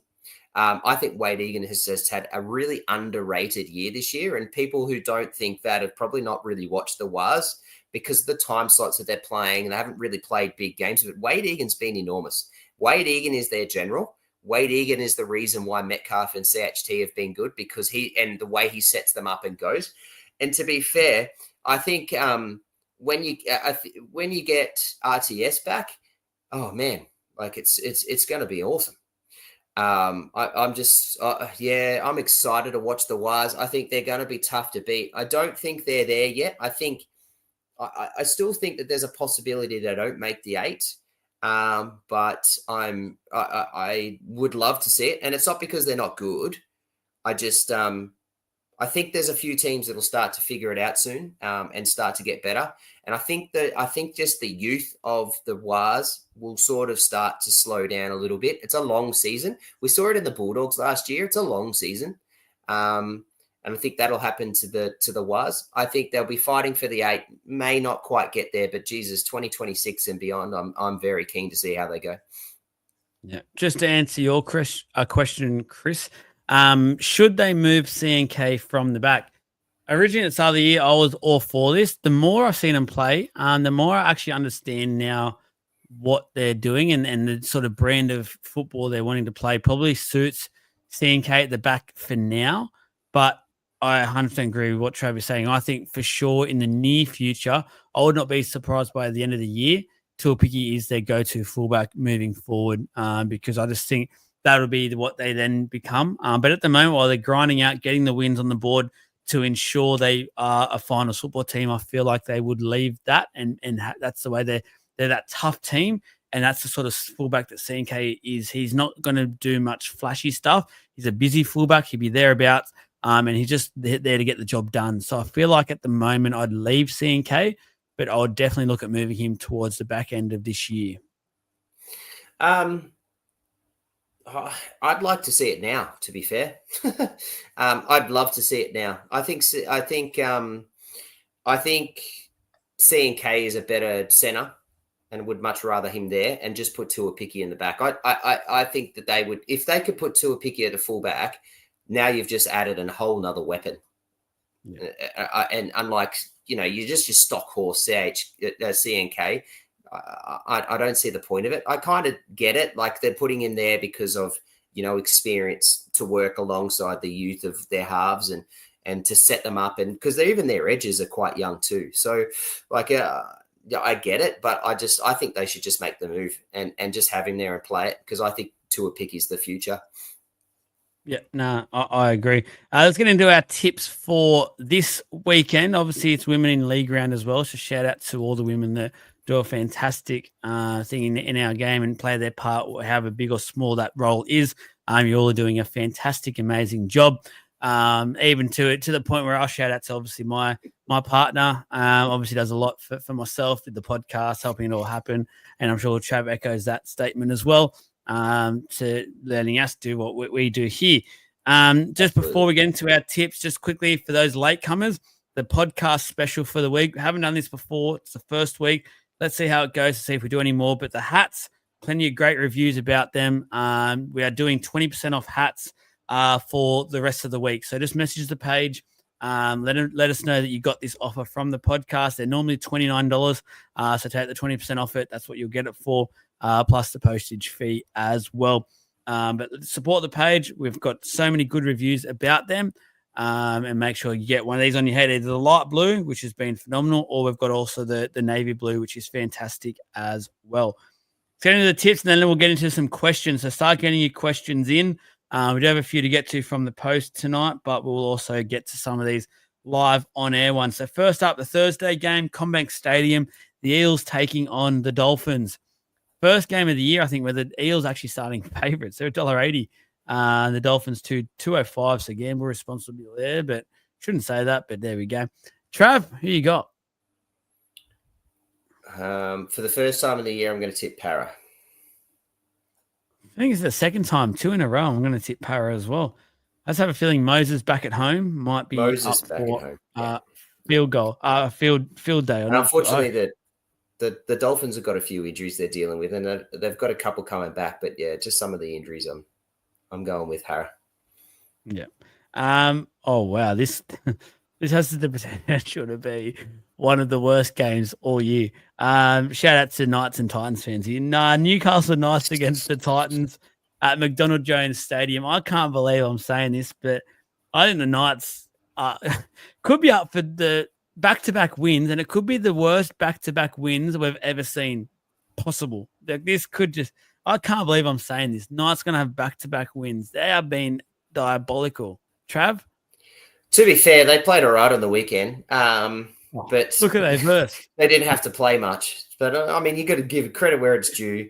You can only play against what's been put in front of you. I actually thought they played pretty well. They've reset their points scored and average for the year, so we'll all sit off that and forget how good they were, how bad their offense has been. I think they do the same thing this weekend. I think the Titans get a touch up here again, just like the Knights did against the Rabbitohs. Yeah. Talking about the Rabbitohs versus the Broncos, the 8:00 Friday night game at Accor Stadium. Who you got, Trav? I've got the Broncos. Really disappointed in this Friday fixture. I think there's going to be boring games. It's a bit of a down affair, unfortunately. To be fair, if I wasn't an Eels fan, I'd probably not be looking that forward to Thursday night either. Not the best way to start. I'm not looking for that one either, but yeah. Raiders, first of the Saturday games. This is the game of the round by a country mile, in my opinion. I don't even know what's coming, but this is it. Raiders versus the Bulldogs. Raiders with a chance if they win this. I'm just going to check quickly the points differential. If they do, if they win this by a decent margin, they can go top of the ladder and overtake the Bulldogs at GIO Stadium in Canberra as well. So, Trav, who you got? I got the Raiders. Yeah, I've got the Raiders as well. I'm actually quite confident in picking the Raiders, to be fair. After what I saw on the weekend and the way that they came back, like, give them credit where it's due. The Storm had just dominated them in early, 14 zip up, and the Raiders just had no answer for it. And then a couple of bad coaching decisions or decisions to allow them to get the run. And once they got their tails up, they were really, really good. I think at home, they're going to be a whole nother beast on a Saturday afternoon. Yeah, I'm very keen to watch this. I've got that locked in my calendar to make sure I'm on the TV watching this game, and I think the Raiders not comfortably, but I'm comfortably tipping them. Yep. Dragons against the Warriors at Wollongong. I find this hard. I'm finding this a very hard one to tip. I will be going on the Wars. All that we're spoken about, what I've seen from them on the weekend, I'll go the Wars. Trav? I've got this as a tough one too. I want to know, did the Wars fly home? Or did they stay? Have we heard? I don't know. I assume they did. You reckon they did? Days, come back. Yeah. Saturday game. And then they're going to have to go to Wollongong. I've got the Wars. All right. Next game up. This will be a good one as well, actually. Saturday's a decent, set of fixtures. Cowboys against Penrith. Up at Townsville. Who you got, Trav? I've got the Cows. Yeah. Oh. I think what they dominated in the second half. They just couldn't put enough points on the board. And there was a couple of really immense decisions that Metcalf made. That tackle, the try-saving tackle, was huge. That made a really big big dent in the momentum of the Cowboys. So I think they take that momentum into a game at home. I think Penrith are going to turn up and play this. This is going to be a cracking game, but I've got the Cowboys at home. I think the addition of Brian Toe will help solidify the fact that Penrith have perhaps turned a corner. I think all their big guns had great games on the weekend. No coincidence, Origin around the corner, and off the back of now toe, helping him get started with their sets, which I think has been a huge missing piece for them. I think Penrith will get this one done. First of the Sunday games, or the two Sunday games, Storm at home to the West Tigers. I would not want to be the West Tigers at the moment because I think they're up for a shellacking. 4th versus 8th. I think Bellamy will absolutely rip the fences off around Amy Park over this week. And I think we'll see the first. I'm going to predict this. I reckon we'll see the first full 80-minute performance from the Storm all year. And I think they will go on an absolute scoring spree in this, Trav. So that's a huge call because defensively, the Tigers have been really good. And offensively, we've been really good for spurts. And I agree with you. We need to, if for us to be able to beat the Tigers, we're going to have to play 80. We won't be able to play 40 and win this game unless we play 40 and put 40 points on them like we have a few times this year.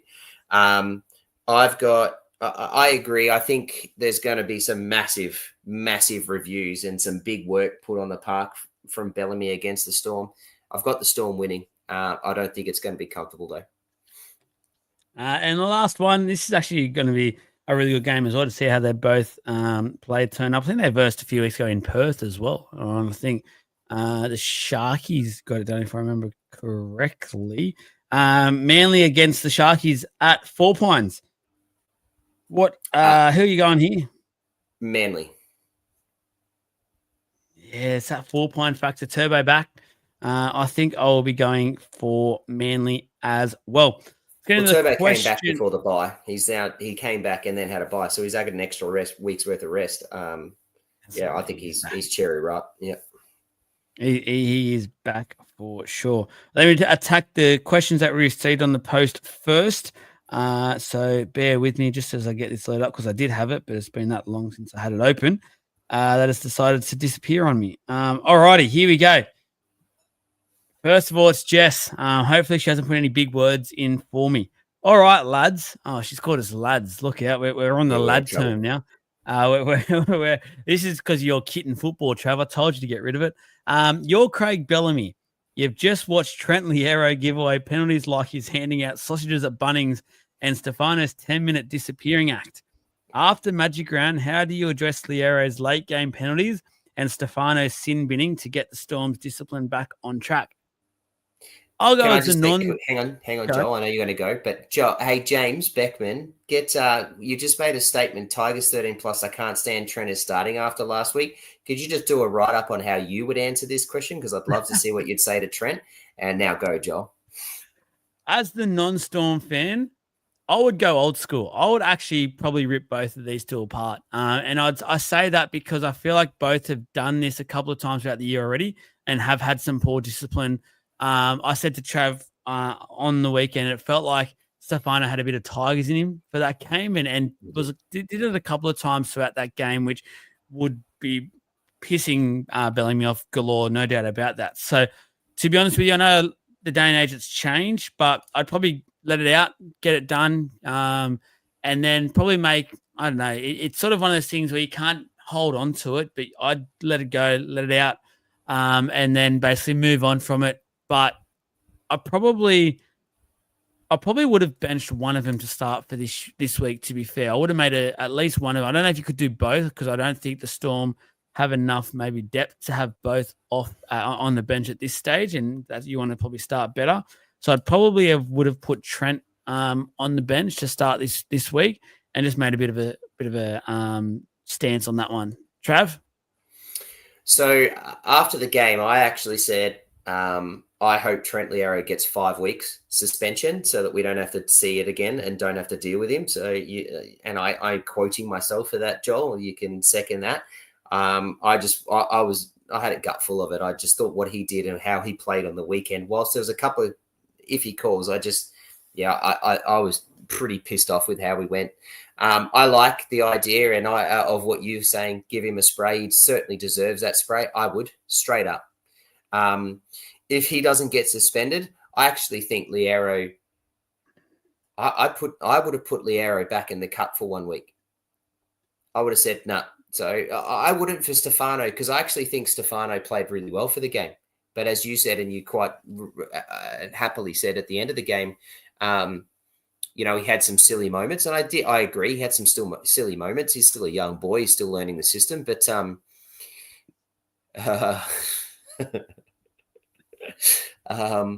yeah. So I wouldn't bench Stefano because that was his first sort of moment. All right, that was he got overruled by the situation. That was that's a coaching opportunity for Stefano. I think for Liero, there's been moments of muppetness in the last couple of years that he's had, and he just was just stupid over that game. There was just too many.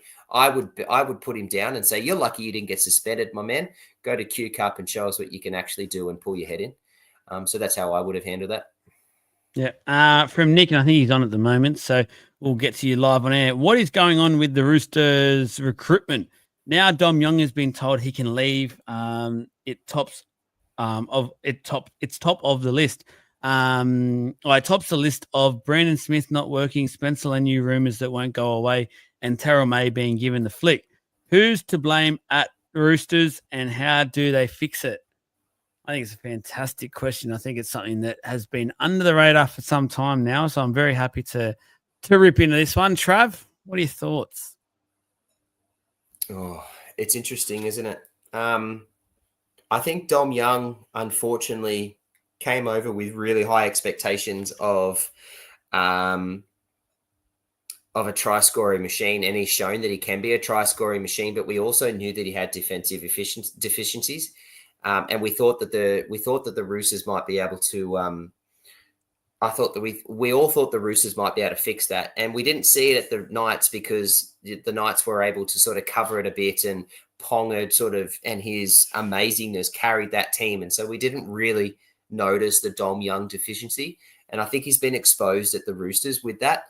And then this year, particularly when you've had Toya just come out of nowhere. With how he's been playing and some of the youth like Marky Mark stepping up and some of those boys that have just popped up this year. I think Dom Young's just gone, the club's gone, we know that you can score, but we know you can't stop anybody. And so therefore they've decided to go elsewhere. So he's got talent. It's as simple as that. He can play. He'll find another spot somewhere else. He just got to find out what he's doing. So I'm not sure that's a Roosters problem.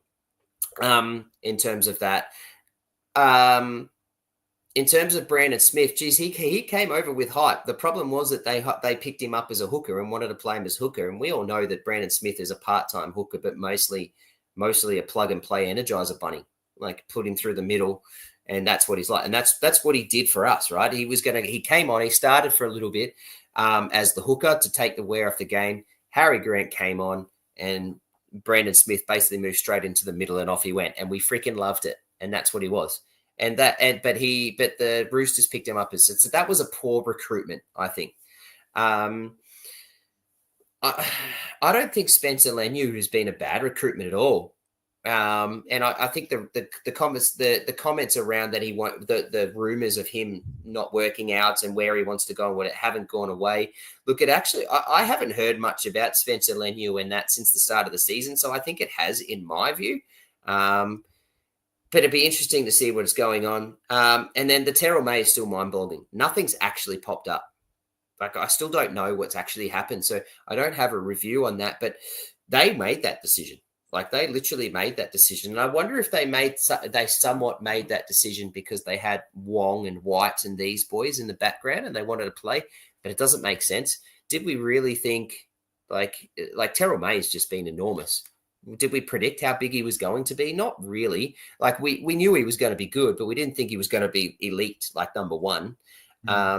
So maybe that was the problem. But yeah, we still haven't heard anything. So look, I haven't really answered your question, but I think there's been some poor recruitment. They've put players in the wrong spots. However, let's not understate that Sam Walker's not playing this year. Oh, it hasn't played yet.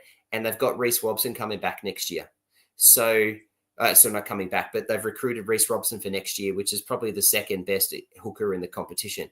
So they are able to recruit some of these guys. So I think, it's not been great, but yeah.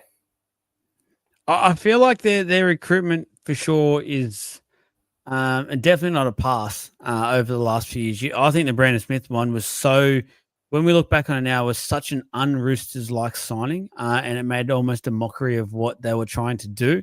That's a very much concerning sort of play, because that meant they let go of someone like Sam Verrills, who for mine, the year before that for their grand finals and things like that he's played was fantastic for the Roosters. And I thought Verrills is very much more of a Roosters player than Brandon Smith ever has been there, and would have cost a lot less than what they've signed Brandon Smith for. So that was a huge stuff up from a recruitment point of view.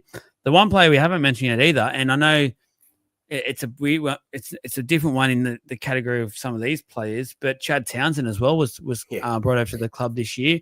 An experienced figure. Yep, granted, he probably was only on about what, let's say 350 or something.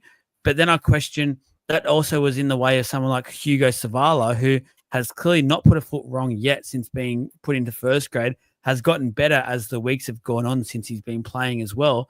And you just sit back and think, could they have gone somewhere else instead of putting that money onto Chad and strengthen somewhere else in their team? Because it just felt like that was just a pointless signing, to be honest with you. I don't think Chad will play again, to be fair with you. As long as these two stay fit and then Sam Walker comes back, I don't think Chad Townsend will play another game of NRL probably in his career. I think this will be him over and done with. The Spencer Leniu rumours, they still won't go away. But to be fair, his performances on the field haven't warranted someone who doesn't want to be there anymore. And if I've watched it a few times, I've watched it in person on the weekend as well. Every time there was a try and things like that, he's one of the first ones to get in amongst it. And I've seen a few images, him and Teddy, seemed very close as well.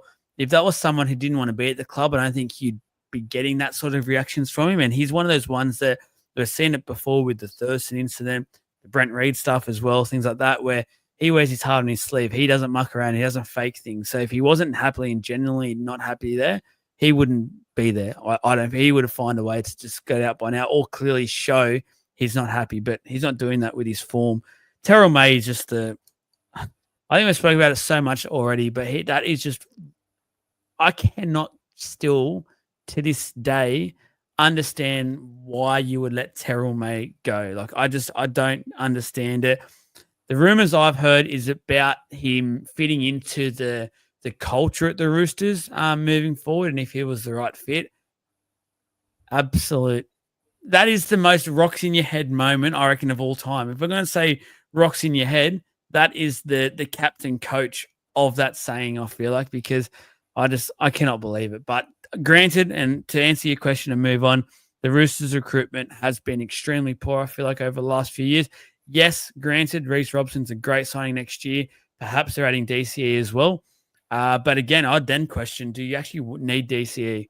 And I think NRL 360 tonight was saying it's only going to be a 1 year deal in the end. They're only going to go 1 year. There's no guarantee for year 2 yet. I just don't know. Sam Walker, Sandon Smith together. I think that's a good enough halves pairing for mine. I don't know what DC is going to really add to this team that they won't already have with Sam Walker steering the ship. Don't forget, before he got injured, Sam Walker would look like he was going to genuinely lead Roosters onto a premiership charge last year. So that's another. I just feel that's a weird signing. Yeah, that doesn't make sense to me, especially with the way Sandon Smith's played this year. Like, I think you've just locked down. You've locked him down as your 6. You've got Sam Walker as your 7. Him. Hey, I think they're going to risk losing Sandon Smith because there's no way he's going to sit around. No, why would you do that after what you've done this year? And you've basically saved the route. He's single-handed. Well, not single-handed. That's a poor thing to say. Teddy has done a lot of that, but he's steered that ship really well. This year, we all sat there at the start of the year and said, unfortunately, the Roosters are going to finish pretty close to the bottom of the ladder. It's just going to be that year. Sam Walker injury, blah blah blah, and because of that, they won't bother bringing Sam Walker in for the last quarter of the year. To the point now where it's Sandon Smith has done so well that bringing in Walker, they've now got a future. Like we're talking about them winning games and putting them in, potential finals position. It dumbfounds me that. Then you've got this Savala dude who's come out of nowhere and just not dominated, but just done his role, right? And how much better have the Roosters been with that kicking game besides Sandon? Like pretty much Zavala, all he's had to do is defend well and kick, and he's done that. And then pop up every now and then for that try and do a little bit extra here and there. It just makes no sense to me what the Roosters are doing there. And maybe that touches on what Nicholas is actually saying around the recruitment drive and what they're doing, because there's some silly decisions being made. Sandon Just Smith's quickly, very young. with this comment, James, I just want to let you know something. Like, Sandon, look, I'll read it out just for the podcast listeners as well to understand what we're talking about. So, yeah, but Sandon isn't that elite. You can find a makeshift 6 in a couple of years or bring another junior up. Yeah, for sure you can. But the fact is, I'd go as far as saying that game that he had Anzac round alone, he's had one or two more.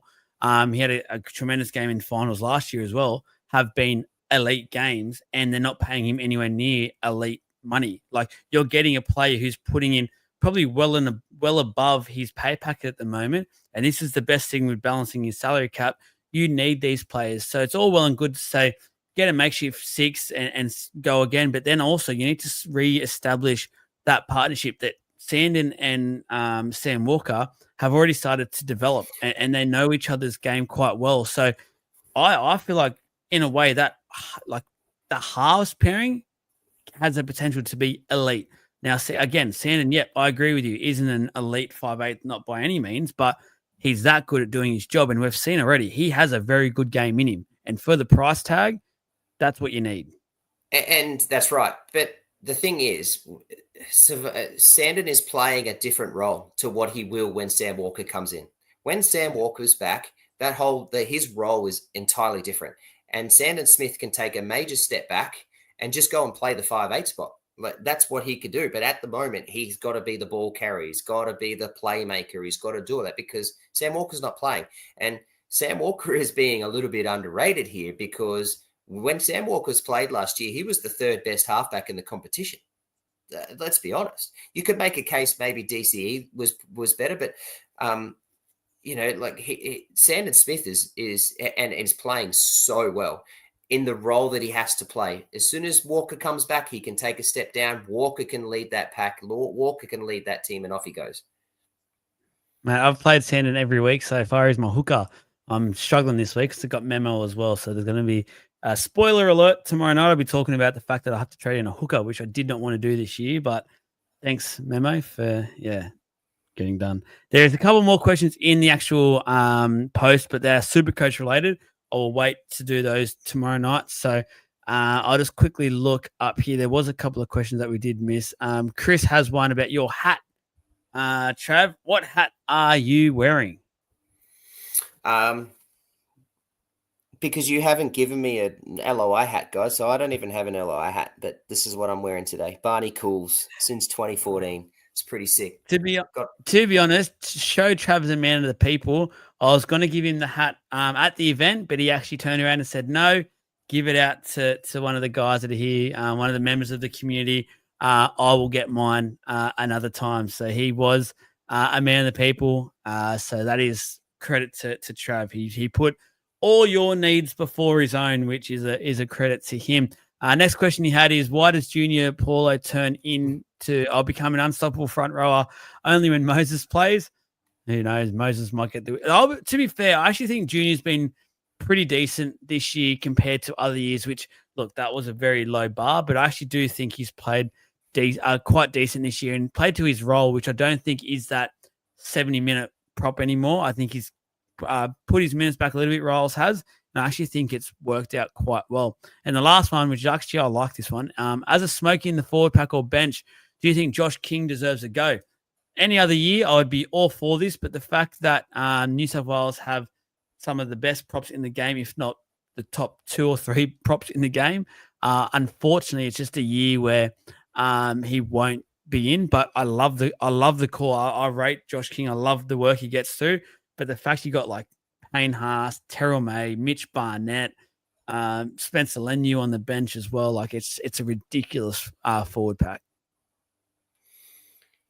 Yeah, I love Josh King. I mean, obviously, clearly I do. I just think he's just perfect. He's just a perfect big front rower, just does the dirty work, takes the hard carries, is unstoppable defensively. It's hard to get past him, and he plays decent minutes. I think he's really good, but I wouldn't put him in your Origin team.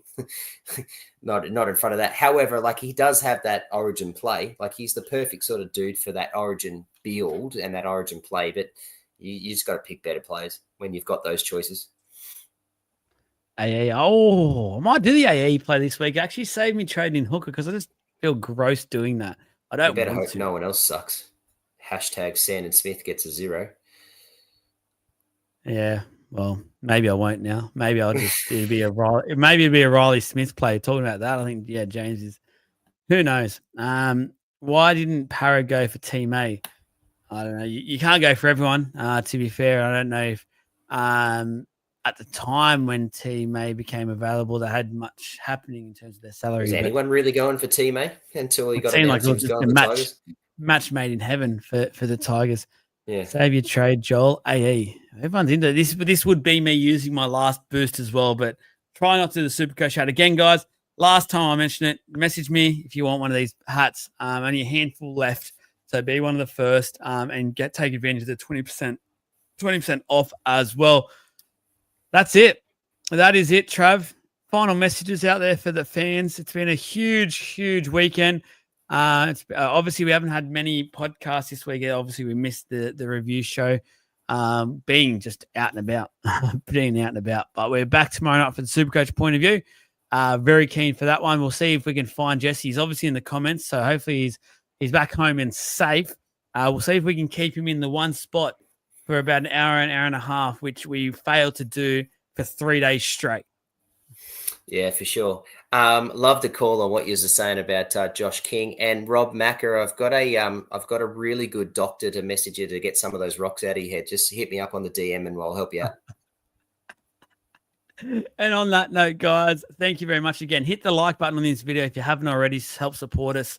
Like, subscribe, all that sort of jazz. If you're listening on the podcast, Tomorrow hit the bell night, icon. Supercoach. Follow all that's what's your Supercoach pod. We do a League of Inches. Type that in, Rob. We do a Supercoach podcast every Wednesday night, which comes out late Wednesday night or over there for your Thursday morning drive to work, things like that as well. So just type in League of Inches wherever you listen to your podcast or YouTube, and you can check that out there. But yeah, that is it. Good night, everyone. Love the support. Thank you, everyone, and one more time for over the weekend. It was great to chat with you all. We'll be back tomorrow night. See you all then.